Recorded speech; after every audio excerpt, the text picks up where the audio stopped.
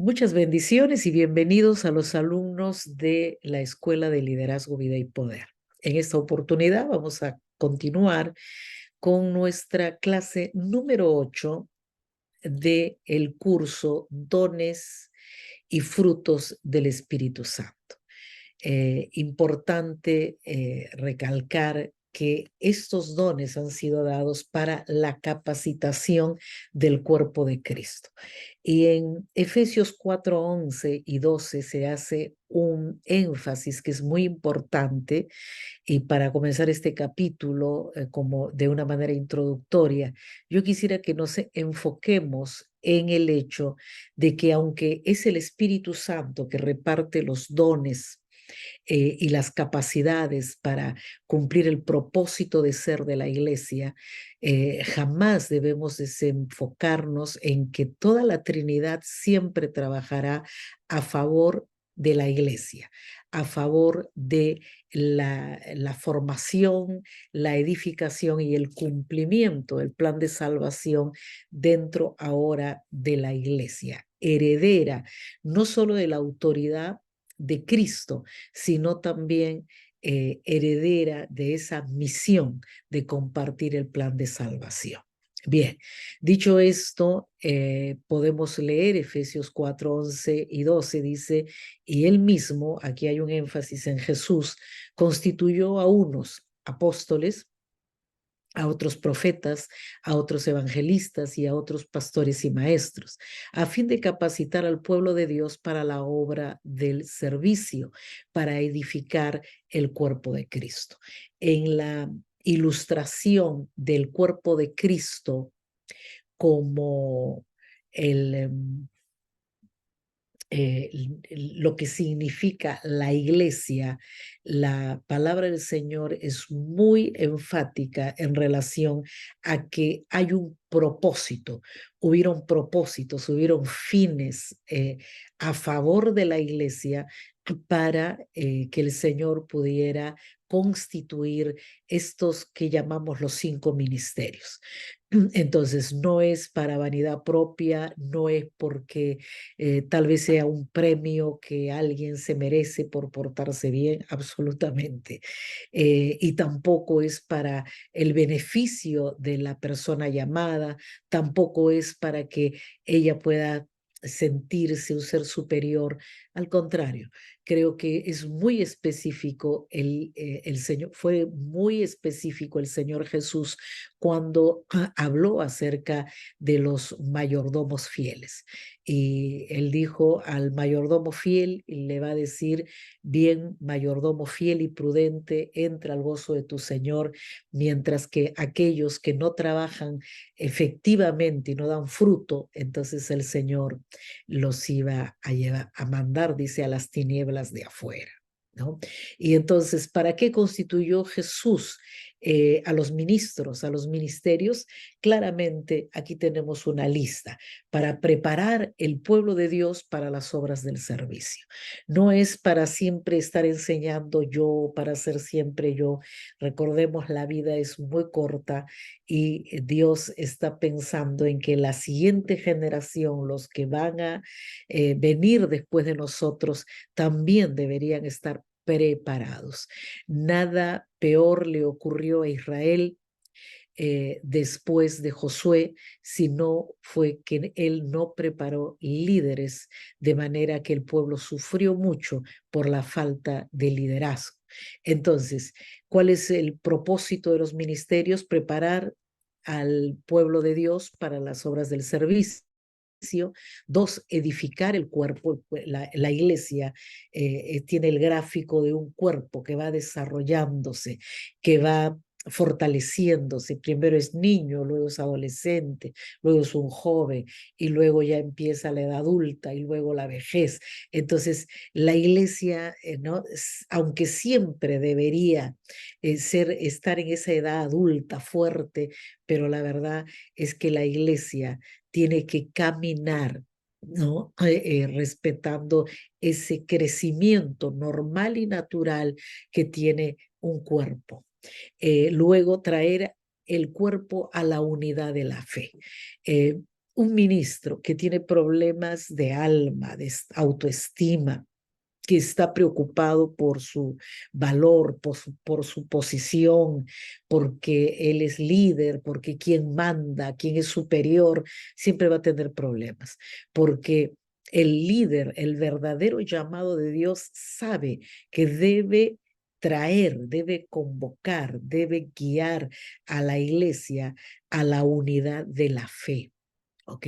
La unidad, cuando hacemos grupos, cuando tenemos gente selecta, cuando a veces ignoramos ciertos grupos dentro de la iglesia, entonces no estamos provocando ese propósito por el cual fuimos llamados. Asimismo, enseñar el conocimiento de Jesucristo, el Hijo de Dios. No existe otro mensaje realmente más fundamental y básico dentro de la iglesia, sino enseñar a las gentes no solamente la persona de Cristo, enseñarle quién fue en la tierra durante su ministerio, sino también hablarle acerca del plan de la salvación. ¿Por qué vino? ¿Para qué vino? ¿Cuáles fueron los beneficios de su obra salvífica? Etcétera, etcétera, ¿no? Y yo le animo a que usted pueda estudiar la cristología o la soteriología, que es la doctrina de la salvación, de una manera completa y seria, de manera que usted pueda llegar a ese conocimiento del Hijo de Dios y lo pueda enseñar a los demás. Asimismo, llevar a los creyentes a la madurez es acompañarlos, ¿no? Vamos a ver, el Señor Jesús lo dijo, que unos dan frutos a 30, otros a 60 y a otros a 100 por uno. Aunque nosotros queramos que todos los discípulos corran de la misma manera, eso no depende ni del que corre, ni del que enseña, ni del que quiere, sino de aquel a quien Dios tiene misericordia. Pero nosotros debemos esforzarnos por llevar hacia la madurez cristiana a todos los creyentes. Asimismo, llevarlos a la plenitud de Cristo. ¿Qué significa plenitud de Cristo? Que lo llevemos a una fe firme, a una fe madura, a una fe que no se derrumba porque tal vez escuche malas noticias o porque las crisis de la vida ¿no? lo golpean tanto que se siente muchas veces abandonado por Dios.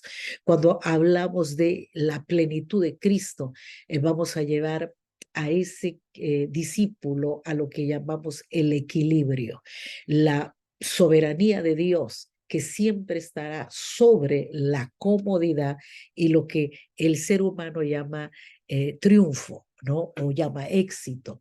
Para Dios el éxito no es lo mismo que para los hombres. Para Dios éxito puede ser para algunos que se mantengan firmes hasta partir a la presencia de Dios, viniendo todos los días a la iglesia, siendo fieles y estando simplemente como un oyente, tal vez haciendo cosas muy básicas, muy prácticas dentro de la iglesia, pero eso no quita que ellos conozcan la plenitud de Cristo. Recordemos que no es para todos. ¿Ok? El Señor hizo llamados, muchos son llamados, pocos los elegidos, y sintámonos realmente honrados de estar hablando de estas cosas. Ahora, cuando hablamos de preparar para la obra del ministerio, estamos diciendo, o la Biblia quiere decir, que su función no consiste en hacer todo el trabajo ellos mismos. Eso es un error muy grande. Es querer cargar toda la iglesia sobre nuestros hombros y no darle la oportunidad a otros a que puedan acompañarnos en esa tarea. Y eso es errado. Es errado porque la misma historia de la iglesia, los primeros años de la historia de la iglesia, nos van a demostrar que llegó un momento que los apóstoles, en Hechos capítulo 6, ellos empezaron a sentir el peso de la tarea cuando empezaron a quejarse ciertas viudas, ¿no? De las raciones que se les daban, el servicio, y entonces los apóstoles dijeron, no es justo que nosotros estemos ¿no? sirviendo las mesas y descuidando la oración y la palabra. Entonces, qué importante es valorar en primer lugar y luego motivar y preparar para la obra del ministerio.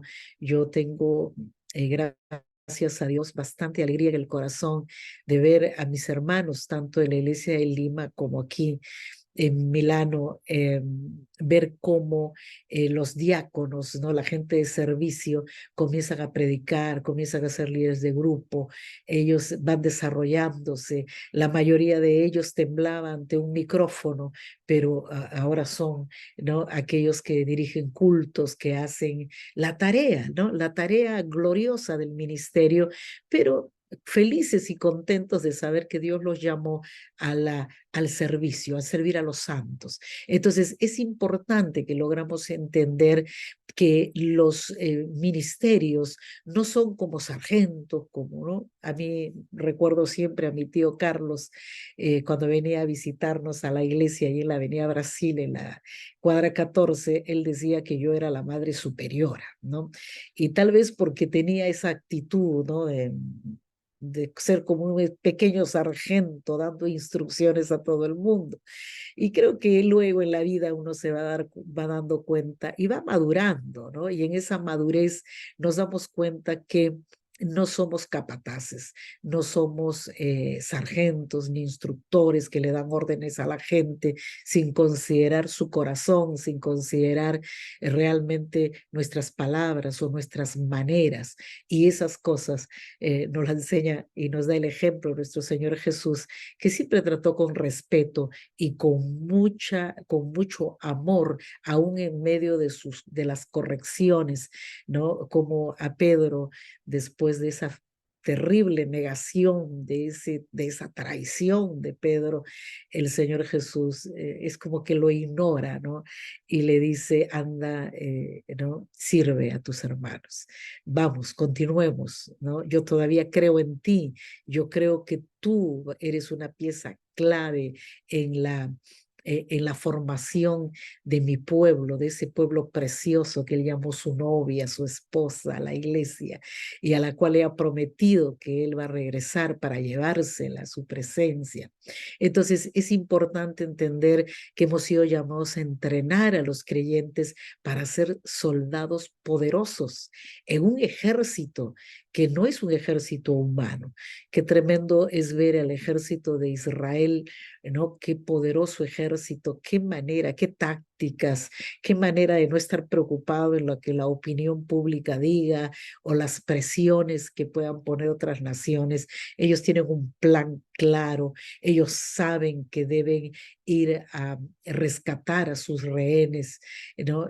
Alguien decía que la iglesia es el único ejército que mata a sus caídos y nosotros deberíamos aprender esa lección, que los caídos, que los rehenes, que aquellos que salen de nuestro pueblo tienen que ir a ser rescatados y tenemos que hacerlos que sean personas fuertes, poderosas en fe, porque solo la fe hará que la gloria de Dios y que los milagros de Dios ocurran a favor nuestro.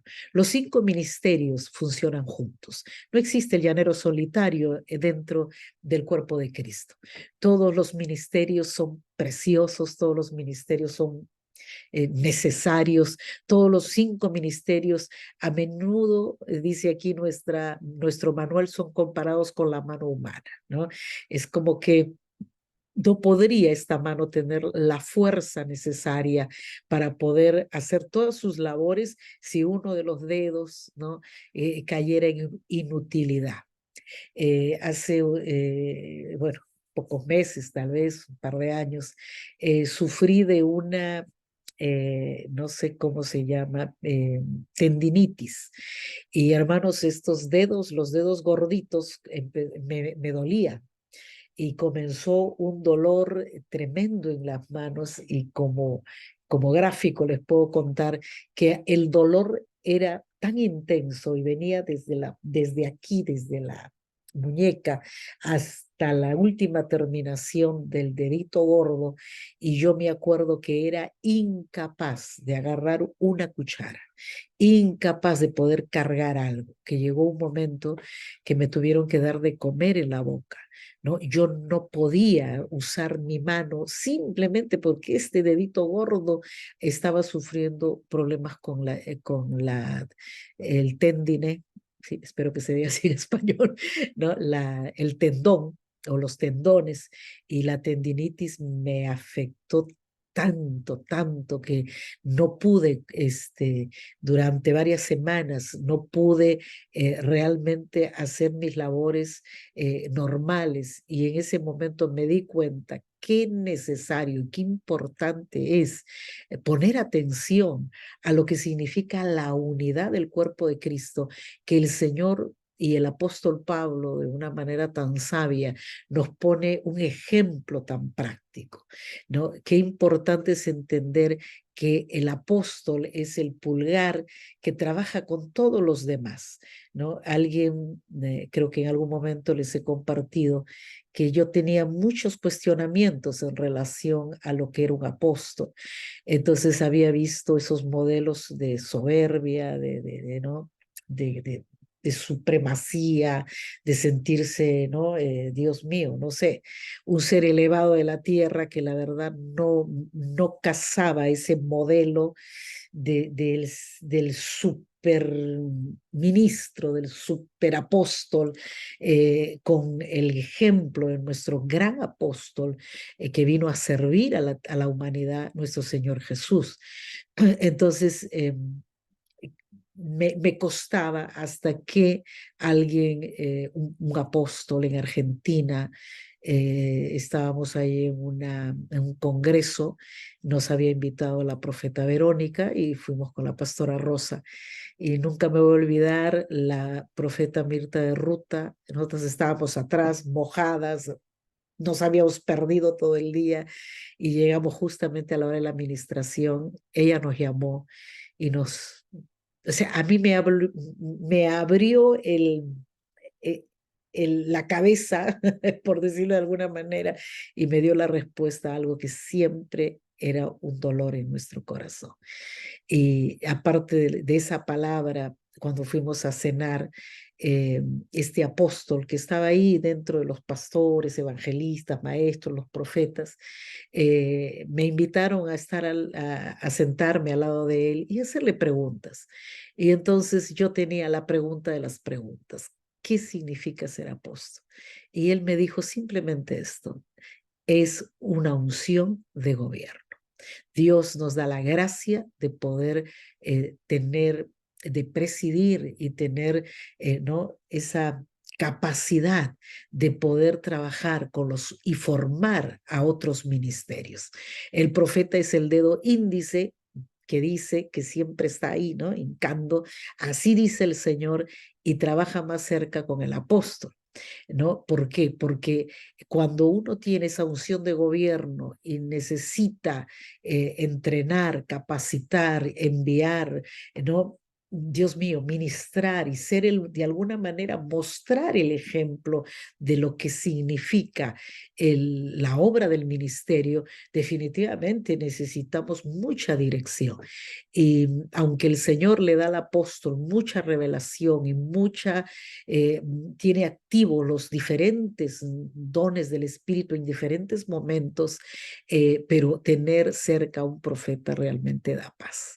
Y yo le doy gracias a Dios por los profetas, le doy gracias a Dios por aquellos que tienen el don de profecía, porque traen revelación a la iglesia, y es más fácil poder hacer la obra del Señor porque vamos descubriendo los tiempos y las sazones muchas veces que Dios tiene en su sola voluntad, ¿no? Entonces los kairos cambian, ¿no?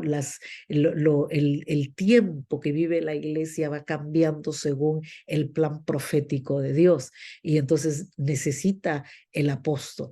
El dedo medio tiene más alcance, ¿no? El dedo medio es de acá, que sobresale a los demás, ¿no? Porque es el evangelista, ¿no? Ese evangelista que no va, es visto, las señales, los milagros, las cosas sobrenaturales de Dios lo sigue. El dedo anular es el pastor, ¿no? Este dedito de acá, ¿no? Donde va el anillo, ¿no? El pastor pues simboliza la relación especial de amor entre el pastor y la congregación.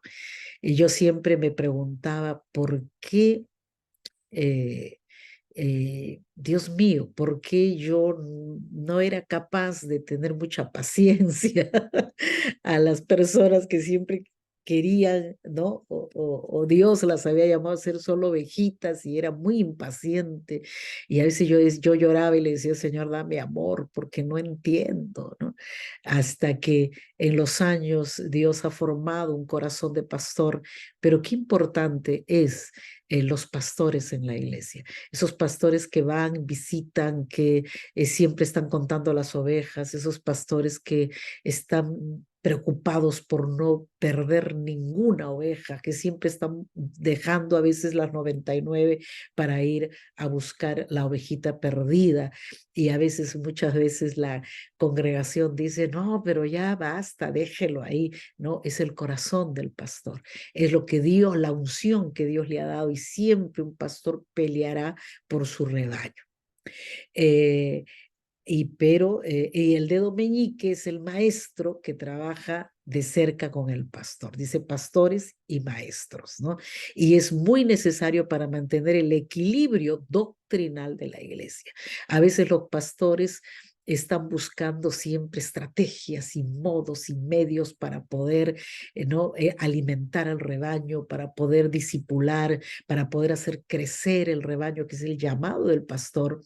Pero es necesario tener equilibrio, y ese equilibrio se logra cuando el maestro, que es un poco más intelectual, que siempre está entrando a las profundidades de la palabra, puede traer, ¿no? Formación, puede enseñar la palabra del Señor de una manera, Dios mío, que trae luz al corazón de las ovejas. Así como son necesarios todos los dedos para que una mano completa funcione, se necesitan todos los ministerios para la edificación completa de los santos.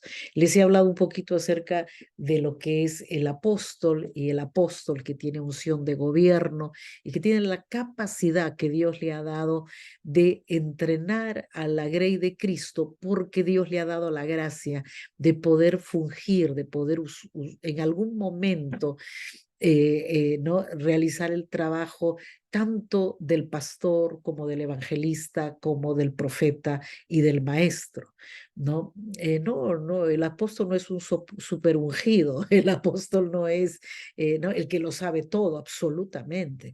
Es esa gracia de Dios, porque el apóstol significa enviado de manera básica, ¿no? La palabra griega apóstolos, perdón, que traducida significa, que en el español es apóstol, significa una persona enviada al frente. Cuando salí de Lima, Dios mío, o sea, solo era el Espíritu Santo, mi Dios, mi Señor Jesús, y yo, en medio de un grupo de personas que, Dios mío, en algún momento yo dije, o se van ellos o me voy yo, ¿no? Qué tremendo es ver una iglesia que no tiene estructura, no tiene formación, y aunque creo que varios conocen la historia de Vida y Poder Italia, que tuvo que renacer hace 22 años, porque solo 7 meses de que el pastor sale, del fundador sale de la iglesia se pervierte, la iglesia, los hermanos comenzaron a, Dios mío, a vivir cosas que no convienen. Y entonces se hicieron dos grupos, y bueno, yo me quedé con los que en algún momento podríamos decir los peores. Pero hoy, después de 22 años, realmente la gracia y la gloria de Dios se ha manifestado en estas vidas.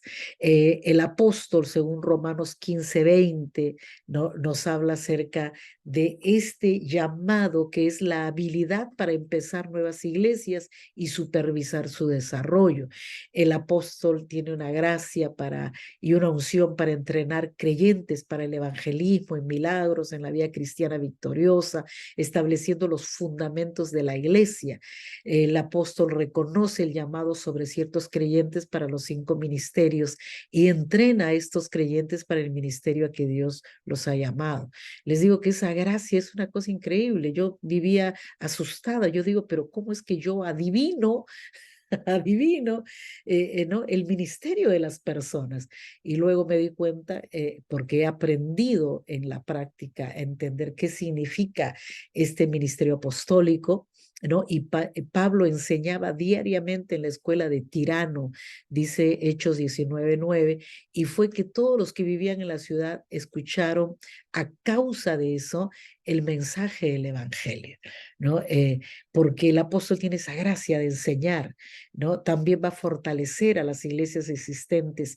Al estudiar el Nuevo Testamento vemos que mientras no todos los apóstoles estaban estableciendo iglesias nuevas, todos estaban ayudando a establecerlas en la fe que para siempre fue entregada a los santos, ¿no? Qué bonita frase, ¿no? Que para siempre fue entregada a los santos. También el apóstol tiene esa unción, ¿no? De nombrar, ordenar ancianos. Los apóstoles nombrarán y ordenarán ancianos en cada iglesia que hayan establecido, dice Hechos 14:23. Confirmarán el llamado de Dios. Los apóstoles ministran con los profetas para confirmar el llamado de Dios en la vida de ciertos creyentes. Impartir dones espirituales, funcionan junto con una asamblea de ancianos para impartir y liberar a los creyentes en la operación de los dones del Espíritu Santo por el ministerio y la imposición de manos. Cuando comenzó esto, comenzó algo que yo o sea, nadie me había enseñado en una aula, nadie me había dado una clase en video, nadie me había enseñado que esas capacidades y esa gracia que Dios le da a los apóstoles para que ellos puedan impartir los dones del Espíritu. La primera vez que a mí se me ocurrió, entre comillas, que el Espíritu Santo me guió, yo me asusté mucho, porque el Señor me decía en un encuentro, recuerdo que hubieron casi 90 encuentristas, éramos casi 200 personas en ese encuentro, haciendo muchas cosas, y yo me acuerdo que cuando los servidores empezaron a ministrar, a mí el Espíritu Santo me decía, imparte fe, imparte sanidad, imparte palabra de ciencia, palabra de sabiduría. Y yo solamente iba a poner las manos y ellos ministraban a las personas y fue una gloria increíble, ¿no? Y por último, hay una sensibilidad, el apóstol tiene una sensibilidad para advertir contra los falsos apóstoles. Hay un montón, ¿no? La palabra de Dios nos advierte sobre aquellos que se llaman apóstoles, pero que están enseñando falsa doctrina y que están extraviando a la gente. Y eso, hermanos, es una cosa muy importante dentro de la iglesia. El profeta, la palabra griega profeteu, traducida profeta, significa predecir eventos, pronosticar, hablar bajo inspiración. Y qué tremendo es el profeta, ¿no? En una área que yo he podido ver en una profeta, amiga nuestra, que es una mujer que usa el ministerio profético aún en la consejería, ¿no? Y cómo yo aprendí, ¿no? Y empecé a orar y dije, Señor, dime qué tengo que decirle a las personas, y empezando a orar me di cuenta que Dios me daba una revelación, me daba una, no, una palabra, ¿no? Esa palabra de inspiración. Y cuando iba a la consejería era más fácil porque nadie te engaña cuando Dios te revela las cosas. En el Nuevo Testamento vemos que tiene el propósito específico de edificar, exhortar y consolar a la iglesia. El profeta no es el que da órdenes, no es el gran ungido que está sentado ahí levitando en una silla plateada. Se me venía a la mente cuando fui a un congreso de apóstoles y profetas que realmente no puedo yo certificar que sea sano para la iglesia un modelo como eso, donde habían 3 tronos. El trono del medio era un trono dorado donde se sentó el apóstol. Y luego había un trono plateado donde se sentó el profeta y luego había un trono de madera donde se sentó el evangelista. Y realmente empecé a buscar dónde estaba el trono para el pastor y el maestro. que son los que durante 2000 años han realmente gastado sus vidas por la causa de Cristo. Y cuando empecé a escuchar argumentos que nada tienen que ver con la palabra del Señor, me quedé impresionada. Ante todo, el profeta es un predicador o maestro de la palabra también, cuyo principal interés es la vida y pureza de la iglesia. Ahí es donde el Señor usa de una manera muy especial a el profeta, ¿no? Y el profeta debe ser un maestro y un predicador de la palabra. No predica sus inspiraciones, no predica sus revelaciones, no hace doctrina de las profecías que Dios le da. Al contrario, debe tener mucho cuidado de que esa profecía o esa palabra profética que trae esté en contra o sea contraria a la doctrina bíblica. Para tener el ministerio de profeta, uno debe tener una manifestación consistente de al menos 2 dones de revelación. Esto es muy importante porque los dones, la palabra de ciencia, la palabra de sabiduría, la profecía, hermanos, son fundamentales para poder edificar, ¿no? De una manera sana a la iglesia. Un profeta es aquel que habla, ¿no? Por Dios, digamos, ¿no? Es alguien que Dios mío está llevando el mensaje de Dios a los hombres. Entonces, esta profecía debe traer dirección, debe confirmar, debe dar guía y visión, dirá hechos de las vidas de las personas. Muchas veces va a reprender, va a corregir, va a advertir, revelará acontecimientos futuros, etcétera, etcétera.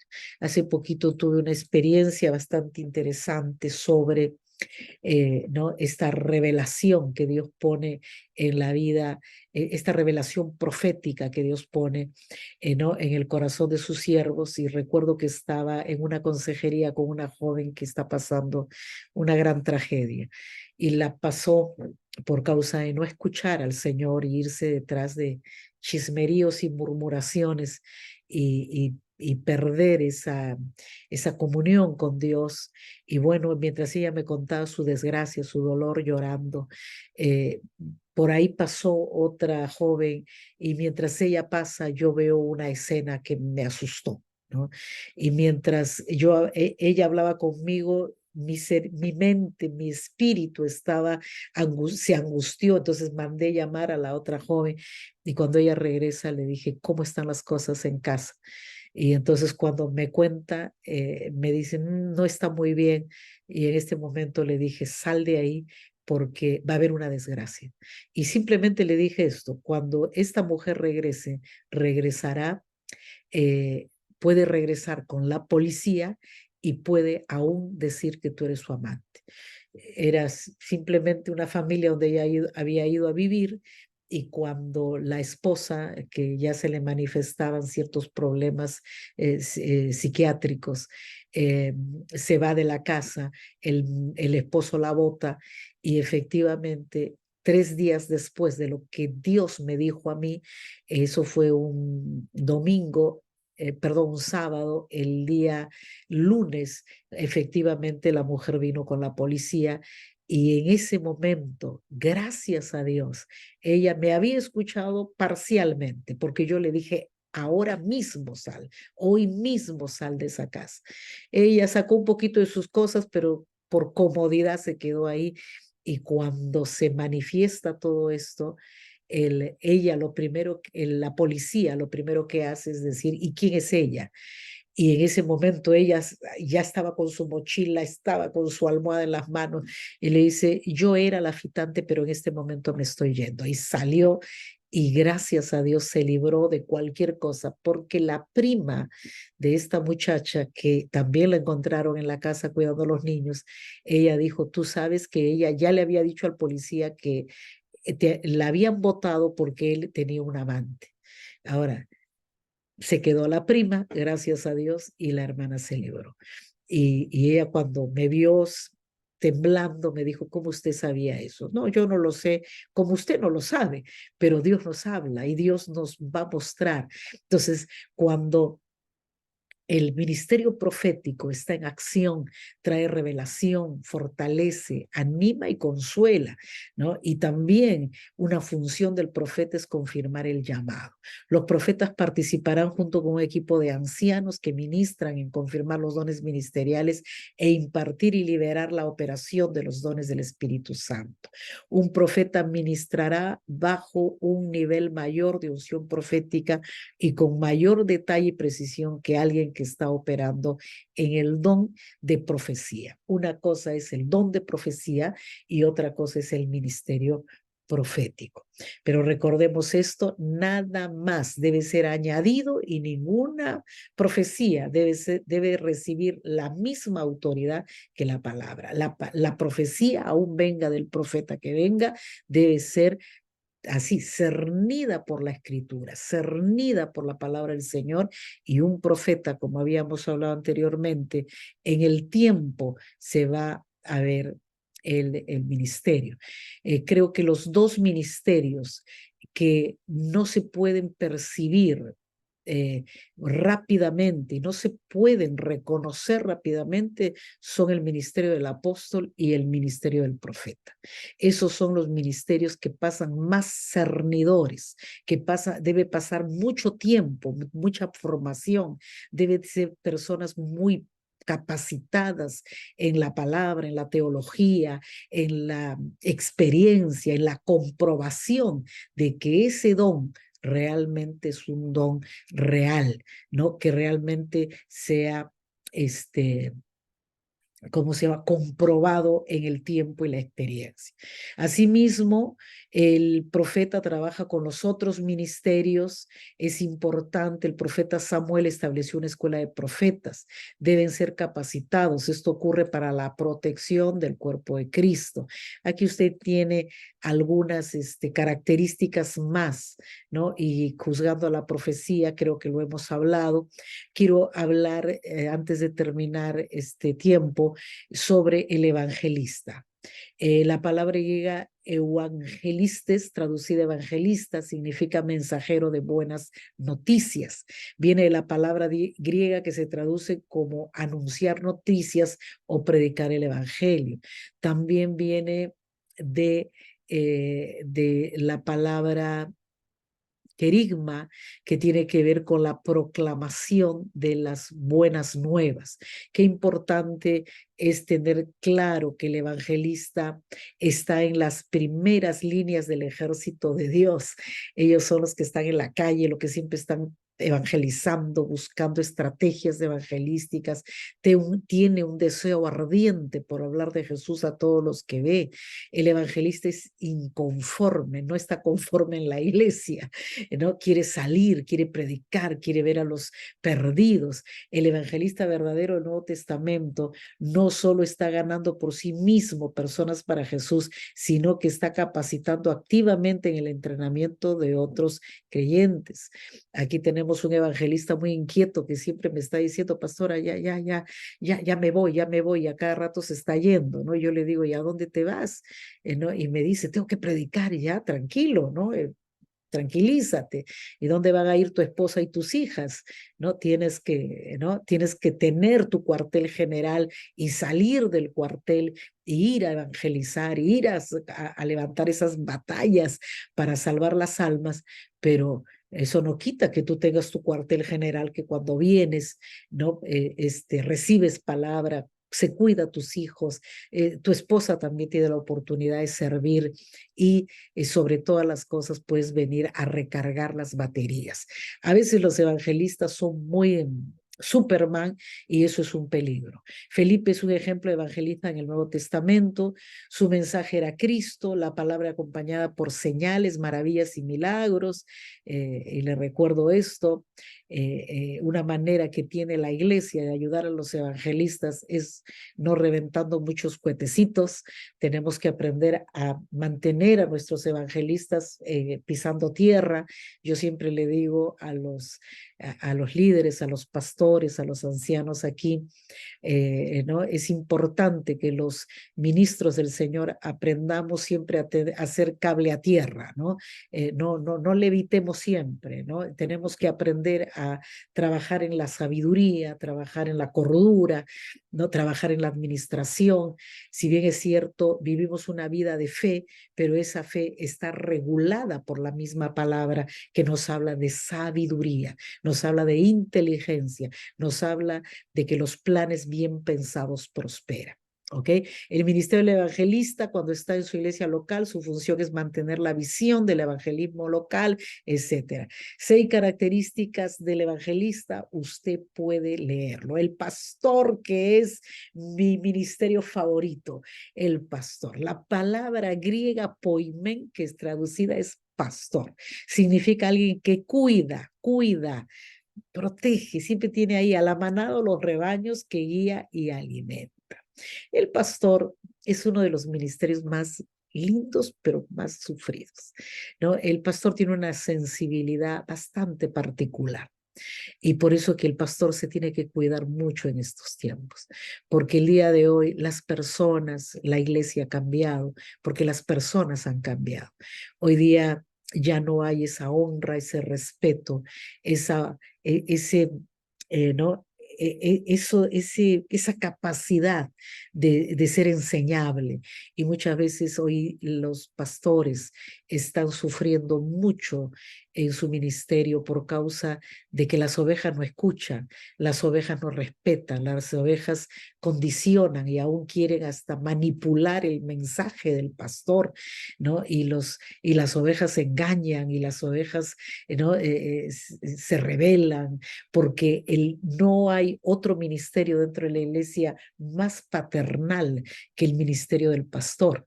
El pastor ama a las personas, el pastor sufre cuando las personas se van, pero en esta generación es bien complicado, ¿no? Y creo que el apóstol Pablo lo decía, ¿no? Que muchos de los discípulos lo habían abandonado, lo habían dejado, se habían ido al mundo y muchos otros lo habían herido a él, ¿no? Pero ahí está, hermanos, cuando Dios, en su infinita misericordia, a través de la vivificación del Espíritu Santo, ayuda a los pastores a cumplir su tarea.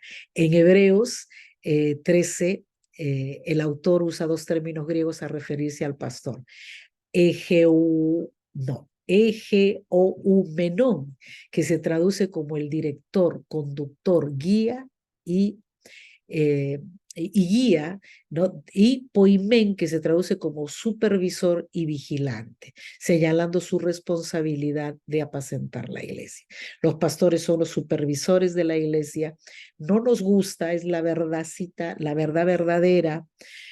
Jamás me olvido, ¿no? La vaca nunca se debe olvidar cuando fue ternera, y la verdad, la tarea de la supervisión de los pastores, cuando uno como líder empieza a soñar, empieza, ¿no? A construir planes y luego viene el pastor y dice, así no es, esto no es lo que Dios me ha mostrado para la iglesia, no es lo que va a ayudar a la visión de la iglesia, al crecimiento de la iglesia, y nos aplastan todo el ánimo y uno se puede sentir como que, ay, mi pastor no me comprende, ¿no? ¿Cuántas veces pude experimentar de mis pastores, ¿no? Dios mío, ¿no? Esas crisis, ¿no? Pero ¿para qué me dices que hagas y al final no me vas a escuchar, pastor? Y el pastor siempre tiene la razón. Y aprendí con dolor que será mejor que escuche la voz del pastor, porque yo puedo ser muy inteligente, pero Dios siempre va a honrar a sus llamados. Conducir a las ovejas, un pastor tiene que ser capaz de conducir a las ovejas, capaz. No se trata solamente de animar a las personas, no, tiene que tener la capacidad. Como dice John Maxwell, eh, si tú crees que eres un líder y te vas y caminas por la vida y nadie te sigue y nadie te escucha y nadie se deja dirigir por ti, tú no eres un líder, tú estás dando un paseíto nada más y disfrútalo, pero no te pongas un título que no te pertenece. Alimentarse ellos mismos. Y nosotros pondremos en la oración el ministerio de la palabra. Amado hermano, tenemos que buscar alimento. Yo siempre estoy buscando personas. Siempre me preguntan por qué me asocio con ministerios ancianos, porque yo necesito el consejo del anciano. Los pastores deben ser hábiles en alimentar con la palabra, buscar a los perdidos, cuidar el rebaño, corregir y disciplinar. La tarea más triste que Dios nos ha dado en la vida, los pastores, es disciplinar. Agarrar el calladito y ven para acá y me viene a la mente, ay Dios mío, los pastores hacemos unas cosas tremendas. Agarrar a dos jóvenes que hicieron una insensatez, no fue pecado, fue una insensatez, pero ellos escucharon mi voz y escucharon, y no solo ellos, sino otros más que yo no sabía que estaban cerca, porque estábamos en un cuarto cerrado, pero sin puerta trasera, solo había una cortina, y yo me molesté tanto que salí de mi equilibrio emocional y les dije, esta insensatez no se las permito, no se las permito y no se las permito, porque ustedes son líderes en formación, son ejemplos, son maestros, como se permiten, y me indignó mucho que su insensatez lo cometieron en la casa de una hermana nueva, ¿no? Y que para muchos tal vez no habrá sido un problema, no habrá sido pecado, no era malo, pero qué de malo hicieron, no es pecado, pero al que sabe hacer lo bueno y no lo hace, le es pecado. Y yo como pastor cuido mucho esa integridad, que nadie, que ningún discípulo pueda ser piedra de tropiezo para nadie y que tampoco su testimonio sea afectado, ¿no? Y Dios mío, el ministerio del pastor es tan hermoso, así que sigue estudiando este manual. El maestro, la palabra griega para maestro es didáscalo, que significa instructor. No hay nada más aburrido que un maestro, dijo alguien, es como chupar un clavo. Pero hermanos, interesante. El maestro nos va a hacer sentir la palabra de Dios bajo otras perspectivas. Señales del maestro: tiene una unción especial, no es una mera capacidad intelectual, sino que implica una revelación del Espíritu para descubrir las riquezas de la palabra del Señor. Cuando un maestro enseña, cuando un maestro abre la Biblia, lo que va a hacer es sacar, ¿no?, riquezas que muchos tal vez no hemos visto.